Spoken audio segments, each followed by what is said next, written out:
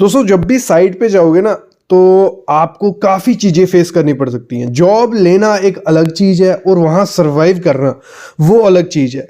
तो आज 7 चीज़ें कुछ ऐसी मैं आपको बताने वाला हूँ जो साइट पे आप फेस करने वाले हो। पहले सुन लेना क्या है, उसके बाद हम उनके आंसर ढूंढेंगे।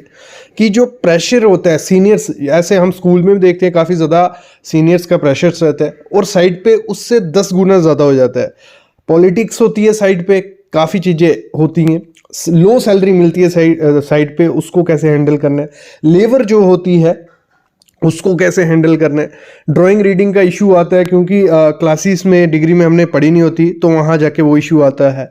फिर हम जो सिविल कॉन्ट्रैक्टर्स होते हैं वो काफ़ी ज़्यादा तंग आपको करेंगे, वहाँ जाके उसको कैसे काउंटर करना है। डेली वर्किंग आवर्स कितने होते हैं, ये सब चीज़ें दिमाग में क्वेश्चन आ रहे होंगे अगर आप एक फ्रेशर हो, स्टूडेंट हो, या अभी जॉब नहीं मिल रही, जॉब की सर्च में। तो ये 7 जो चीज़ें मैं आपको बताऊंगा, ये पल्ले बांध लेना, ये आपको एक ऊंचाइयों तक ले सकती है मेरे ख्याल में। क्योंकि ये 7 की 7 चीज़ें मैंने भी फेस की हैं और हर एक सिविल इंजीनियर फेस करता है। अगर वो एक छोटी कंपनी से स्टार्ट करता है या मतलब किसी भी कंपनी से वो स्टार्ट करेगा, ये फील्ड ही ऐसी है, इसमें ये प्रेशर आएगा और इसको काउंटर करना आपको आना चाहिए। और मैं अपने एक्सपीरियंस के साथ आपके साथ शेयर करने वाला हूँ।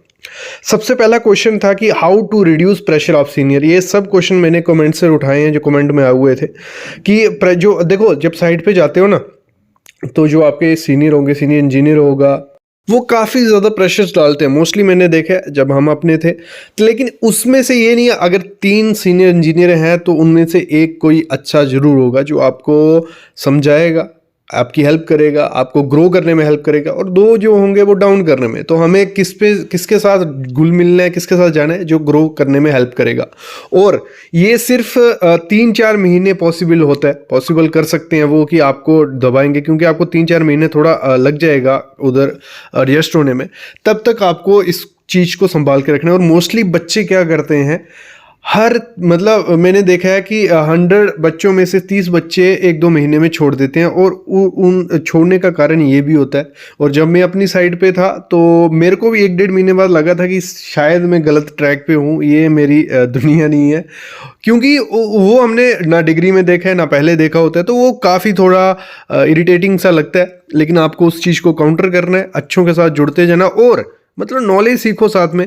मतलब अगर कुछ बातें सुननी पड़ सकती हैं अगर सीखते टाइम, तो सुन लो, कोई बात नहीं। क्योंकि आपको पता है 3-4 महीने बाद आप ही उनको सिखा रहे होंगे, क्योंकि वो टेक्नोलॉजी से दूर हैं। वो कब से, मतलब 10 साल एक्सपीरियंस है, 12 साल, जो नई टेक्नोलॉजी, जो नई चीज़ें आई हैं स्टडीज़ में, वो उनको नहीं पता होंगी। लेकिन जब आप वहाँ जाओगे, आप फ्रेशर गए हो, आपने रिसेंट स्टडी की है, तो आपको उनसे ज़्यादा नॉलेज होगा।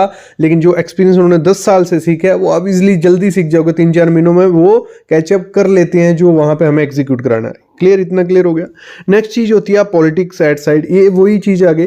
पॉलिटिक्स होती क्या है, देखो साइड पे क्या होता है, जब भी कोई नया आता है तो उसको दबाने की कोशिश, ये मैं हर एक साइड की बात नहीं कर रहा हूँ, मोस्ट कुछ साइड, 10 में से 2 साइड या 3 साइड की बात कर रहा हूँ। डीमोटिवेट नहीं होने, हर साइड पे ऐसा नहीं होता है। लेकिन जहाँ होगा तो वहाँ आपको काउंटर करना आना चाहिए, क्योंकि आप एक साइड पे तो नहीं पड़े रहने वाले। तो वही है पॉलिटिक्स। क्या होगी, जो सीनियर्स होंगे, प्रोजेक्ट मैनेजर होगा सीनियर, वहाँ जाके आपकी कंप्लेंट्स कर सकते हैं, आपको लेट डाउन कर सकते हैं कि इसको कुछ आता नहीं है, इसने कुछ किया नहीं है। तो आपको इसको काउंटर कैसे करना है, आपको इसको काउंटर करना है, आपके लिंक्स जो होंगे वो अच्छे बनाने हैं सबके साथ। मतलब आपके जो सुपरवाइजर है, फोरमैन है, आपका सीनियर है, से डायरेक्ट लिंक रखो, प्रोजेक्ट मैनेजर से डायरेक्ट लिंक रखो। और खुद मतलब थोड़ा टाक एक्टिव रहो। और अगर मैं बात करूँ कॉन्फिडेंट रहना, जो भी काम है भले नहीं आता है। और आपको मैं एक चीज़ क्लियर भी कर दूं, जो आपके सीनियर्स होंगे या प्रोजेक्ट मैनेजर होगा, उनको पता है आपको इतना नॉलेज नहीं होगा। अगर आप फ्रेशर गए हो ना, तो उनको आइडिया है कि आपको वो नॉलेज नहीं है जो फील्ड पे चाहिए। लेकिन अगर आप कॉन्फिडेंट रहते हो तो आप ग्रोथ पालोगे।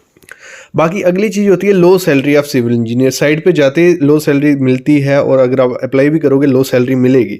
तो उससे नहीं करना है, क्योंकि अगर अभी हम देखें तो डिमांड सिविल इंजीनियर की काफ़ी ज़्यादा, बहुत ज़्यादा है, लेकिन स्किल्स नहीं है। एजुकेशन सिस्टम ही वैसा है, बेकार है, बर्बाद है।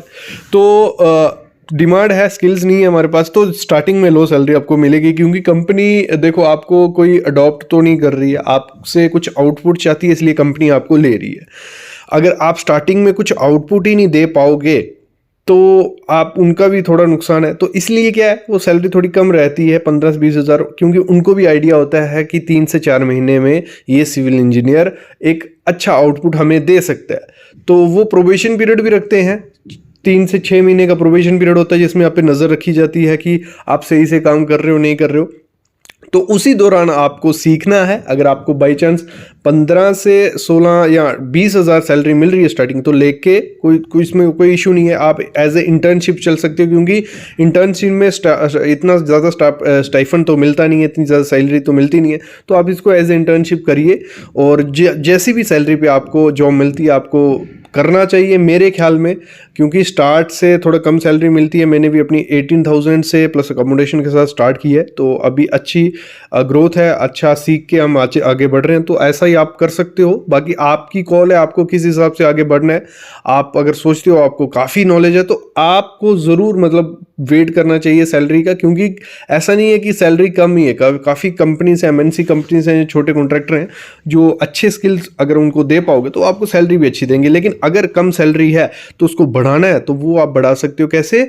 आप साइड पे अच्छा परफॉर्म करके अच्छी जैसे आप घुस जाते हो, आपकी 16,000 सैलरी, आपने सॉफ्टवेयर सीखी है, साथ साथ में पार्ट टाइम करिए, इंस्टीट्यूट ज्वाइन कर लीजिए जहाँ स्किल सीखिए, और 3 से 4 महीने के बाद आप खुद से प्रोजेक्ट मैनेजर या जो आपका डायरेक्टर होगा वो आपको खुद रिकॉग्नाइज कर लेगा कि नहीं ये कुछ अच्छा कर रहा है, तो उसके बाद आपका इंक्रीमेंट इजीली इंक्रीज होते जाते हैं।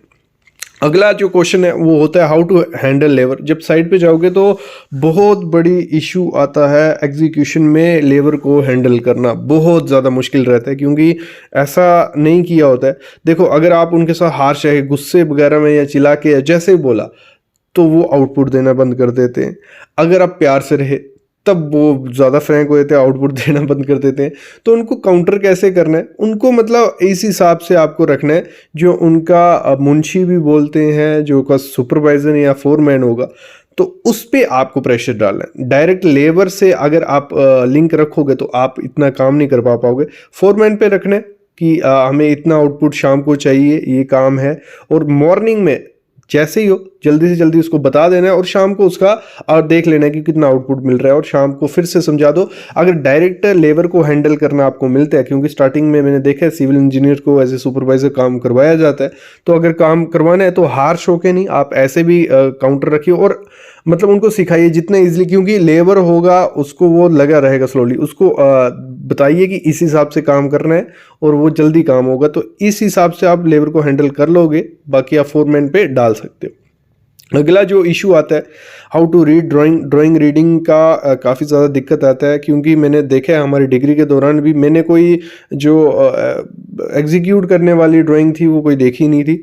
तो जो फील्ड पे गए तो काफ़ी ज़्यादा उसमें ना एलिवेशन समझ आ रही थी, ना उसका फेसिस, ना उसको देखना क्या था, नॉर्थिंग ईस्टिंग, ये सब चीज़ें काफ़ी दिक्कत आई वहाँ जाके।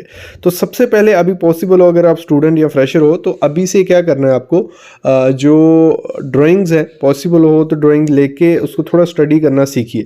स्टडी उसको कैसे हो सकता है ईजिली, अगर ड्राइंग सीखनी है आपको ईजिली, आप ड्राइंग से कैसे सीख सकते हो, जहाँ कहीं भी वर्क चल रहा है उस ड्राइंग के हिसाब से काम चल रहा है, वहाँ वो ड्राइंग लेके जाइए, खड़े हो जाइए और देखिए कि किस हिसाब से हो रहा है, ड्राइंग में क्या है। जैसे मतलब उसकी नॉर्थिंग की तरफ ड्राइंग करके सामने वो स्ट्रक्चर आपको दिखना चाहिए और पीछे आप खड़े होना चाहिए, और उसके हिसाब से देखो कि यहाँ क्या क्या हुआ है। फिर उसके बाद एलिवेशंस, क्योंकि इसमें थोड़ी इमेजिनेशन चाहिए होती है। फिर देखो उसकी एलिवेशंस कैसे कटी हैं, सेक्शन ए होगा तो उसमें उन्होंने काट के दिखाया होगा, कुछ अलमीरा आपकी ऐसे दिखेगी, मतलब फ्रंट बैक ये सब टॉप व्यू, ये आप सीखोगे प्रैक्टिस के साथ, और 1 से 2 महीने आपको अच्छी ड्राइंग सीखने में लग जाता है। अगर अच्छे से सीखने जल्दी भी सीख सकते हो, लेकिन डेली आपको मतलब ड्राइंग पे फोकस रखना ही रखना है। जब आपको ड्राइंग एक बार आ जाती है, पढ़ना सीखना, तो उसके बाद आप बिलिंग, प्लानिंग, जो भी एग्जीक्यूशन सब काम कर सकते हो। ड्राइंग पे डिपेंड होता है, क्योंकि हमारा रीडिंग टू एग्जीक्यूट करवाना काम होता है एक सिविल इंजीनियर का, फ्रेशर सिविल इंजीनियर का। अगर आप एग्जीक्यूशन में गए हो तो ये चीज़ें होती हैं। अगली चीज़ होती है how to deal with civil contractor. जो सिविल कॉन्ट्रैक्टर होते हैं उनसे डील कैसे करनी है, वो काफ़ी ज़्यादा टफ काम हो जाता है साइट पे, क्योंकि मोस्टली हम देखें सब कॉन्ट्रैक्टर को काम दिया होता है। अगर हम एक बिल्डिंग कंस्ट्रक्शन की बात करते हैं उसमें काफ़ी ज़्यादा सब कॉन्ट्रैक्टर होते हैं। उसमें स्टील वाला होगा, शटरिंग वाला होगा, फ्लोरिंग वाला होगा, प्लास्टर, उसमें काफ़ी इलेक्ट्रिक वाला, तो उनको काउंटर करना पड़ सकता है, क्योंकि उनकी चेकिंग कुछ ठेकेदार क्या करते हैं, वो पुराने होते हैं, वो आप पे चढ़ने की कोशिश करेंगे, चढ़ने इन द सेंस कि आपके हावी होंगे कि ये नया है, इसको कुछ नहीं पता है। तो वो चीज़ है, बिलिंग में उनके बिल आपको बना देने पड़ते हैं, तो बिलिंग का आपको नॉलेज होना चाहिए। और काउंटर डील कैसे करना है सिविल कॉन्ट्रैक्टर से, उनसे मतलब उतना ही ड्राइंग उनको पहले ही ये होना चाहिए कि ये जो इंजीनियर है ये हमारा चेक करेगा काम, तो उसको पहले ही डील कर देना है कि जो भी मैं काम दूंगा, अगर बाई चांस आपको नहीं भी नॉलेज है तो आपको बस इतना कहना है मेरे को ड्राइंग के हिसाब से वो काम चाहिए। अगर ड्राइंग के हिसाब से काम रहेगा तो मैं बिल क्लियर करूंगा, नहीं रहेगा तो हमारा बिलिंग में ये इशू रहेगा जो भी है। तो धीरे धीरे वो जो कॉन्ट्रैक्टर होगा वो अच्छा काम भी करने लग पड़ेगा, और आप इजीली सीखते भी जाओगे साथ साथ में कि कैसे काम होना चाहिए, कैसे ड्राइंग के हिसाब से हो रहा है नहीं हो रहा है। तो काफ़ी सिविल कॉन्ट्रैक्टर आपको ऐसे मिलेंगे।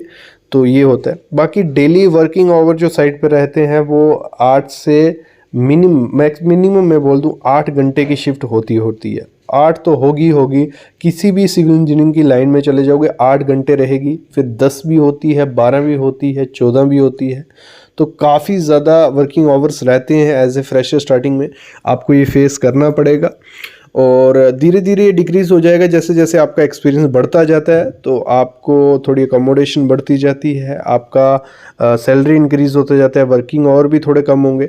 तो आप इसको सही कर सकते हो किसी मतलब ये सब जो 7 की 8 चीज़ें मैंने बताई आपको, ये इनको सही करने का एक ही तरीका, इनको सही करने का तरीका है आपके पास अगर नॉलेज है तो आप इनमें से 7 में से कुछ भी आपको काउंटर करने की ज़रूरत नहीं, अपने आप सब काउंटर हो जाएगा।